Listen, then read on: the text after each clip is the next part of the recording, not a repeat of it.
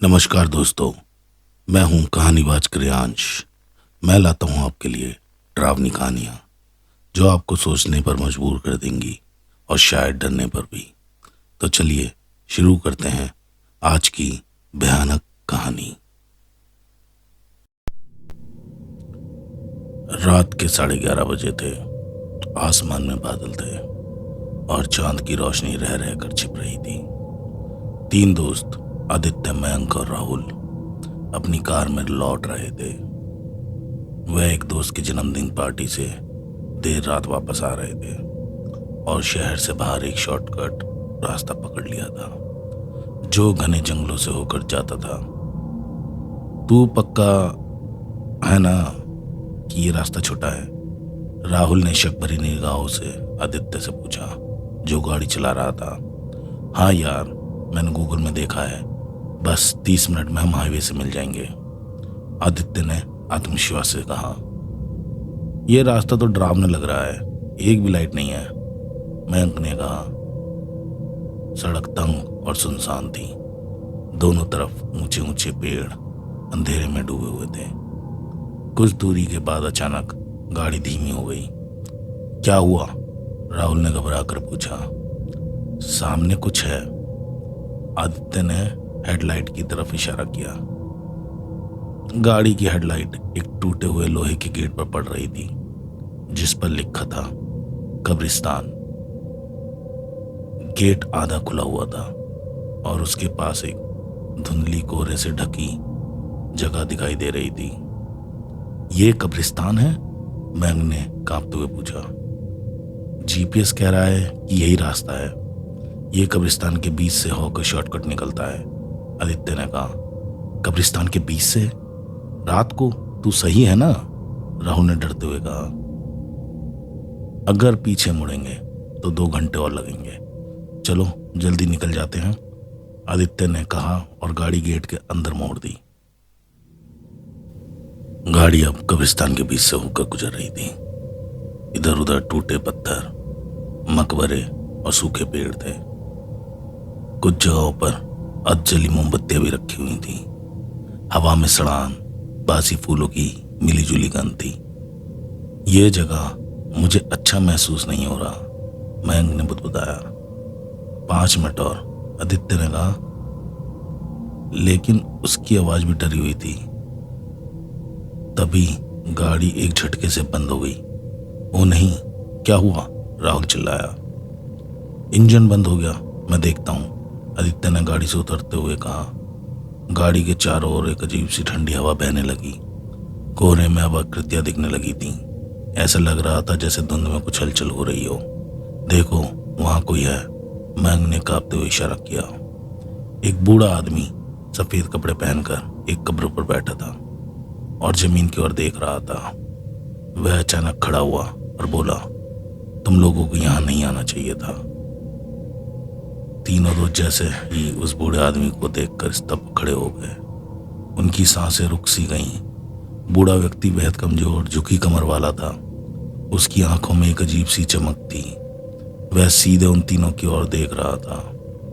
तुम लोगों को यहां नहीं आना चाहिए था, उसने धीमी मगर सख्त आवाज में दोहराया। माफ कीजिए बाबा, हमारी गाड़ी अचानक बंद हो गई, हम तो रास्ते पार कर रहे थे, आदित्य ने थोड़ी हिम्मत दिखाते हुए कहा। रास्ता? यहां से कोई रास्ता नहीं जाता, बूढ़ा आदमी अपनी लाठी जमीन पटकते हुए बोला। तीनों की निगाहें आपस में मिली और एक अजीब सा सन्नाटा छा गया। हवा में ठंडक अब हड्डियों तक उतरने लगी थी। आदित्य बार बार कोशिश कर रहा था, लेकिन गाड़ी का इंजन जैसे किसी अनदेखी ताकत ने जकड़ लिया हो, शुरू ही नहीं हो रहा था। क्या आप हमें रास्ता बता सकते हैं? यहाँ नेटवर्क भी नहीं है, मैम ने पूछा। तुम्हें जो दिख रहा है वो रास्ता नहीं, कब्रिस्तान है। तीनों दोस्त चुप थे, सांस लेना तक भूल चुके थे। बूढ़ा आगे बोला, कुछ साल पहले यहाँ सिर्फ मुर्दों की खामोशी थी, लेकिन अब ये जमीन खुद जाग गई है। अब यहाँ ना जिंदा महफूज है, ना मरे हुए चैन में। यह जगह अब खुद अपना शिकार चुनती है और जिस पर इसकी नजर पड़ जाए वो इंसान नहीं, बस एक चीख बनकर इस मिट्टी में दफन हो जाता है। जाग गई है? क्या मतलब? राहुल की आवाज कांप रही थी। कुछ साल पहले गांव वालों ने यहाँ कुछ दफन किया था और उस दिन के बाद जो भी इस रास्ते पे आया वो या तो पागल हो गया या फिर वो कभी नहीं लौटा। आखिर उन्होंने ऐसा क्या दबाया था? आदित्य की आवाज में अब सिर्फ डर नहीं, एक अजीब सी बेचैनी थी। बूढ़ा व्यक्ति धीरे से बोला, एक लड़की थी अनामिका, उसे कुछ गांव वालों ने जिंदा दफन कर दिया था। क्या जिंदा? मैंग ने अविश्वास से पूछा। हाँ, और अब वो अब भी यहाँ है। जब कोई इस कब्रिस्तान से गुजरता है कि तभी अचानक एक जोरदार चीख गूंज उठी। तीनों लड़के चौंक कर पीछे मुड़े। कब्रों के बीच से धुंधली आकृति उभरने लगी थी, सफेद कपड़ों में लिपटी बिना चेहरे वाली आकृतियां जो धीरे धीरे उनकी ओर बढ़ रही थी। भागो! बूढ़ा व्यक्ति चिल्लाया। राहुल, आदित्य और मयंक तीनों गाड़ी की तरफ दौड़े। गाड़ी के अंदर आकर उन्होंने दरवाजे बंद कर लिए, लेकिन अंदर बैठते ही गाड़ी की खिड़कियों पर खून की हथेलियों के निशान उभर आए। तभी अचानक गाड़ी के पीछे से जोरदार आवाज आई, जैसे किसी ने बहुत ही तेज टक्कर मारी हो। तीनों एक साथ चौंक कर पलटे, लेकिन वहां कुछ भी नहीं था, सिर्फ गहरी धुंध और सन्नाटा। राहुल, जो पहले ही बेहद डरा हुआ था, घबरा कर चीख पड़ा, यहां से निकलो, अभी के अभी। अचानक जैसे किसी अदृश्य शक्ति ने उन पर दया कर दी हो, उनकी गाड़ी स्टार्ट हो गई। आदित्य ने तुरंत गाड़ी मोड़ी और उसी रास्ते पे वापस मुड़ गया जिससे वे आए थे। गाड़ी धीरे धीरे अंधेरे रास्ते पर रेंग रही थी। तीनों बिल्कुल चुप थे, डरे हुए, सहमे हुए। बस एक दूसरे की सांसों की आवाज सुनाई दे रही थी। काफी देर की खामोशी के बाद आदित्य ने हिम्मत करके चुप्पी तोड़ी। देखो, कुछ भी तो नहीं हुआ, सब ठीक है। लेकिन तभी गाड़ी के डिग्गी से एक जोरदार धमाके जैसी आवाज आई, ऐसी आवाज जैसे किसी ने गाड़ी के अंदर लात मारी हो। तीनों दोस्त उछल पड़े। आदित्य ने घबरा कर मिरर में देखा, लेकिन पीछे से अंधेरा था। क्या तुम लोगों ने कुछ सुना? राहुल ने कांपती आवाज में पूछा। हाँ, डिग्गी से आवाज आई थी, मैंग ने धीरे से कहा। उसकी आंखें अब पीछे टिकी हुई थी। अगले ही पल एक चरमराती आवाज के साथ गाड़ी की डिग्गी खुद ब खुद खुल गई। कोई हवा नहीं चली थी, कोई झटका नहीं लगा था, लेकिन डिग्गी यूं खुली जैसे अंदर किसी ने उसे ढकेला हो। आदित्य ने घबरा कर कहा, हमें ये डिग्गी बंद करनी होगी। राहुल चिल्लाया, नहीं, पागल हो क्या? उसकी सांसें तेज चल रही थी, आवाज में हड़कंप साफ झलक रहा था। तू गाड़ी चलाता रह, मुझे ये जगह बिल्कुल भी सही नहीं लग रही, एक सेकंड भी रुकना नहीं चाहिए हमें। मैंने कहा, राहुल, हम बहुत दूर आ चुके हैं, अगर डिग्गी खुली रही तो कुछ भी हो सकता है। बस 1 मिनट रुककर इसे बंद कर लेते हैं। मयंक और आदित्य दोनों धीरे धीरे दरवाजा खोलकर गाड़ी से बाहर निकले। बाहर की हवा अब और भी ठंडी हो चुकी थी। वही राहुल कांपते हाथों के साथ सीट को कस के पकड़ा गाड़ी में ही बैठा रहा। उसकी नजरें चारों तरफ घूम रही थी, जैसे कोई परछाई उनका पीछा कर रही हो। मयंक और आदित्य डिग्गी के पास पहुंचे। चारों ओर सन्नाटा था कि अपनी सांसों की आवाज भी डराने वाली लग रही थी। आदित्य ने मोबाइल की फ्लैशलाइट ऑन करी और डिग्गी के अंदर झांका।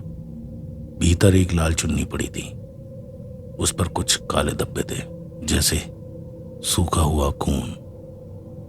आदित्य ने झुककर डिग्गी में पड़ी लाल चुन्नी को गौर से देखा और उसका चेहरा सख्त हो गया। फिर धीमे और गंभीर लहजे में बोला, ये चुन्नी हमारी गाड़ी में कहां से आई? उसने मयंक की तरफ देखा और फिर बोला, मुझे अच्छे से याद है, जब मैं घर से निकला था डिग्गी बिल्कुल खाली थी, कुछ भी नहीं था इसमें। मयंक की तो जैसे सांस अटक गई। उसने कांपते हुए पूछा, तो फिर ये आई कहां से? तभी अचानक राहुल बहुत जोर से चीखा। उसकी आवाज इतनी तीव्र थी कि वह मयंक और आदित्य के शरीर में बिजली से दौड़ गई। दोनों बिना एक पल गवाए दौड़ते हुए राहुल के पास पहुंचे। राहुल गाड़ी के अंदर बैठा था। अब उसकी आंखों में अजीब सी चमक थी। उसका चेहरा एकदम सफेद पड़ चुका था। आदित्य और मंग दोनों ने घबरा कर उससे पूछा, क्या हुआ राहुल, तू ठीक तो है ना? राहुल ने कांपते हुए इशारा किया, पीछे देखो। उसकी आवाज एकदम धीमी और डरावनी थी। आदित्य और मंग ने पहले एक दूसरे को देखा, फिर धीरे धीरे पीछे मुड़कर देखा, लेकिन जो उन्होंने देखा उन्हें अपनी आंखों पर यकीन नहीं हो रहा था। वह फिर से उसी कब्रिस्तान के बाहर खड़े थे, जैसे वो उसी रास्ते पर लौट आए हों।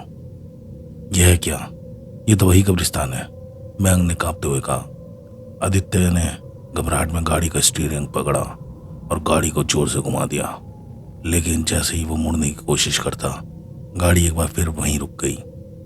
राहुल की आवाज आई, हम यहाँ से कभी नहीं निकल सकते, यह जगह हमें नहीं छोड़ने देगी। राहुल अब जोर जोर से रोने लगा था। उसकी आंखों में घबराहट और डर साफ दिखाई दे रहा था। हम नहीं निकल सकते। राहुल के शब्द घबराहट में बहे जा रहे थे। यह जगह हमें कभी नहीं जाने देगी। उसकी आवाज में डर साफ दिखाई दे रहा था, जैसे किसी खौफनाक ख्वाब से निकलने की कोशिश कर रहा हो, लेकिन वह और ही घना होता जा रहा है। आदित्य और मयंक ने एक दूसरे को देखा, लेकिन उसके पास कोई जवाब नहीं था। वह खुद भी नहीं समझ पा रहे थे कि अब क्या होगा। गाड़ी के अंदर एक अजीब सी ठंड बह रही थी कि अचानक डिग्गी से फिर से आवाज आई, जैसे उसमें कुछ सरक रहा हो। राहुल की रोने की आवाज और तेज हो गई। वो फिर आ रही है, उसने कांपते हुए कहा। वो हमारे पास आ रही है।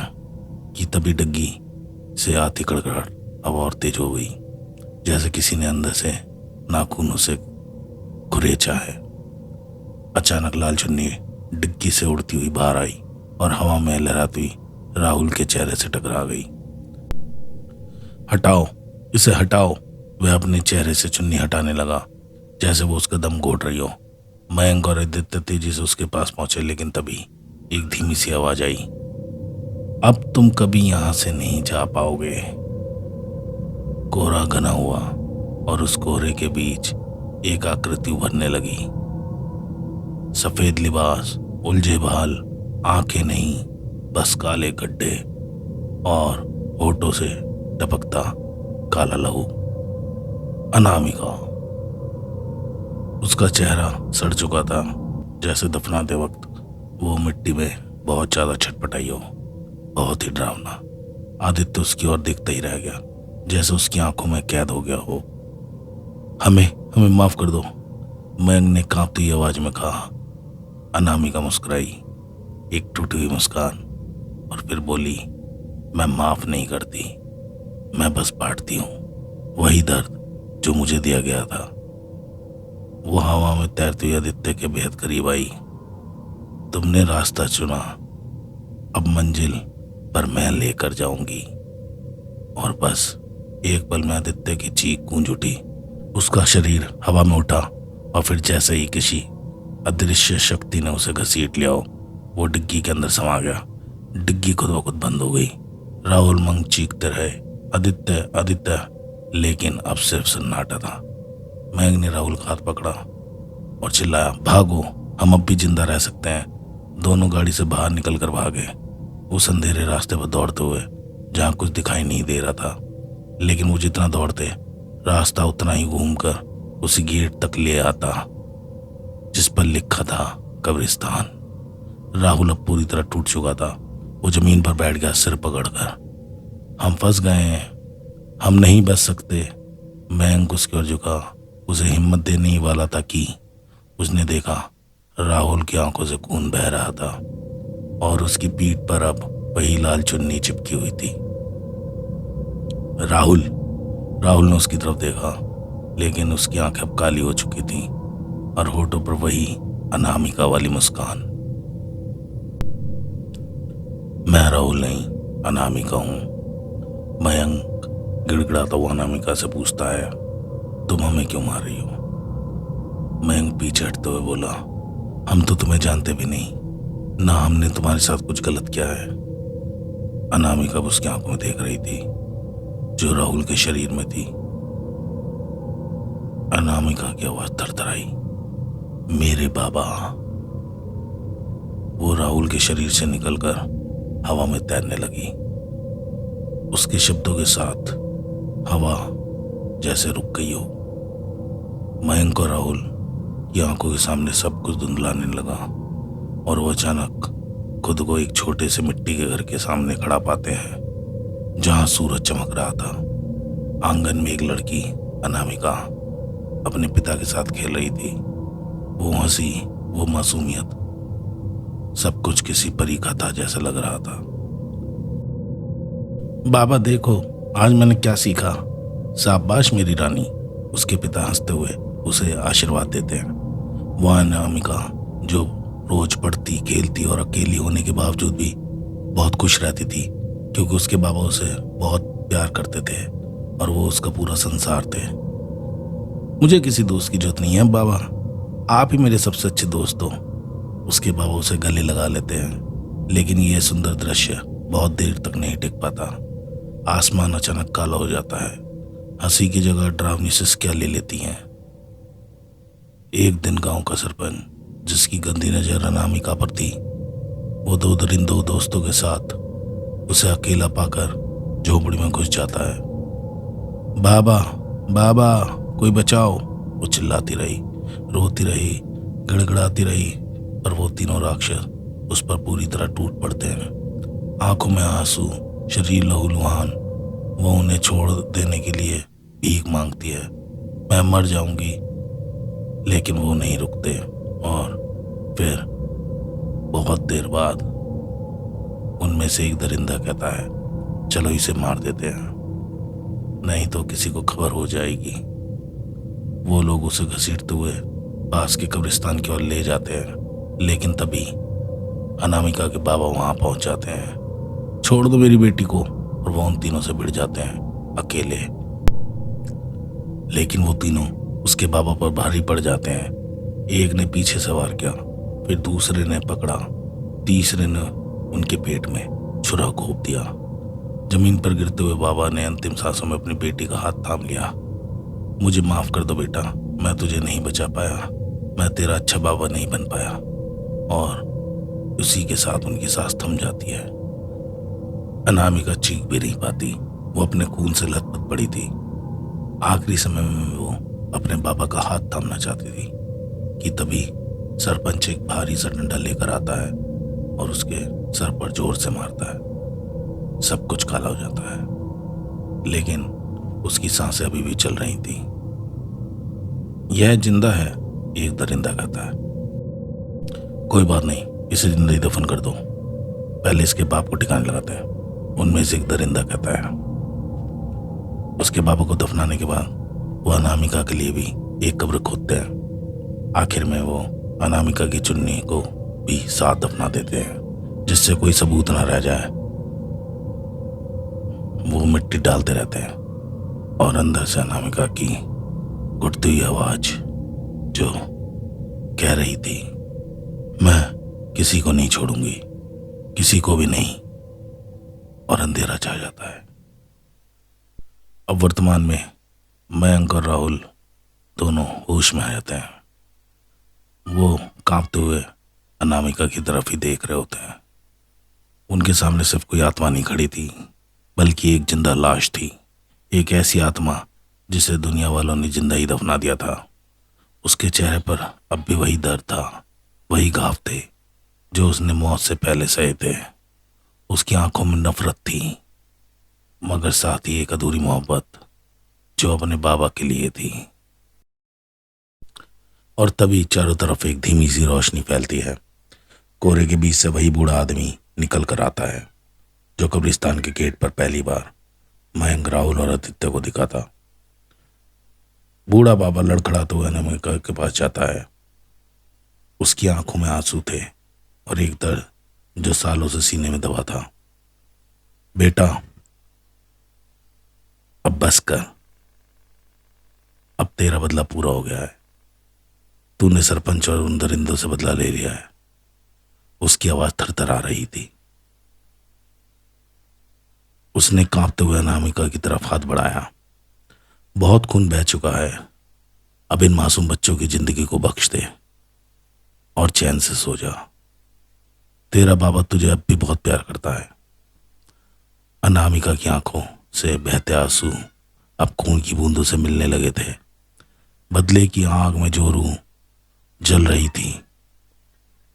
अब उसमें एक पल के लिए ठंडक सी महसूस हो रही थी। बाबा की आवाज में वही पुराना प्यार, वही दुलार था।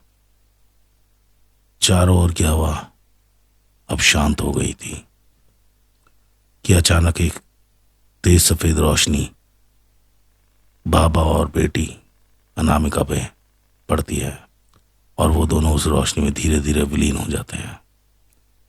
राहुल और मयंक उन्हें देख ही रहे थे कि तभी पीछे से एक कराहने की आवाज आती है। मयंक और राहुल चौंक कर पीछे मुड़ते हैं।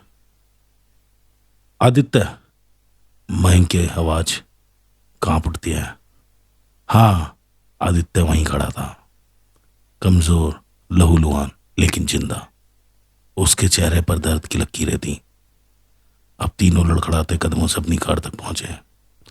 दरवाजा खोलकर जब वे अंदर बैठे तो जीपीएस से आवाज आई, प्रोसीड टू योर रूट। इस बार रास्ता साफ था।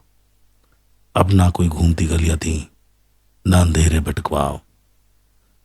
अब उन्हें सही रास्ता दिख रहा था। वह तीनों कार में बैठकर अपने घर की ओर निकल पड़े। पीछे रह गया था वो कब्रिस्तान और सन्नाटा।